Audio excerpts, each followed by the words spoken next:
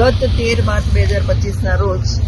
ખારીબાગ police station વિસ્તારમાં આમ્રકાપાલી complex પાસે એક એક્સિડન્ટ થયેલો હતો, જે એક્સિડન્ટમાં 7 લોકોને ઈજા થયેલી હતી અને એક મહિલાનું સ્થળ પર મૃત્યુ નિપજેલું હતું અને આરોપી જે ચાલક રક્ષિત ચોરસિયા છે, જે ગાડીનો ચાલક હતો, તેને સ્થળ પરથી પોલીસે અટક કરેલો હતો. ગુનો દાખલ કરી મનુષ્યવધની કલમ લગાવવામાં આવેલી હતી અને આ અનુસંધાને પોલીસે સજ્જડ પુરાવા એકત્ર કરેલા છે. રક્ષિત ચોરસિયાએ એની જામીન અરજી નામદાર સેશન્સ કોર્ટમાં મૂકેલી હતી, જે જામીન અરજીમાં પોલીસના પુરાવા અને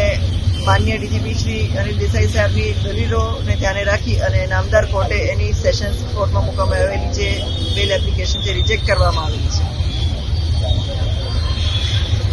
અત્યારે મહેરબાન પોલીસ કમિશનર સાહેબશ્રીની સૂચના મુજબ અમે વડોદરા શહેરના જુદા જુદા વિભાગોમાં પોલીસ વ્હીકલ દ્વારા ફ્લેગ માર્ચ કરવામાં આવેલું છે. હમણાં અમે ઝોન 2 વિસ્તારના આવતા રાહપુરા, નવાપુરા, અકોટા, જેપી, અટલાદરા, ગોત્રી અને આ બધા વિસ્તારોમાં અમે લોકો અત્યારે ફ્લેગ માર્ચ કરવાના છીએ,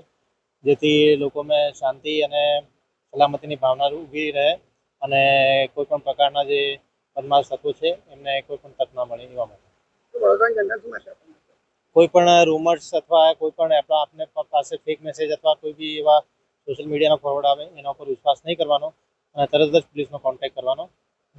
જેથી અમે લોકો ત્વરિત એક્શન લઈ શકાય.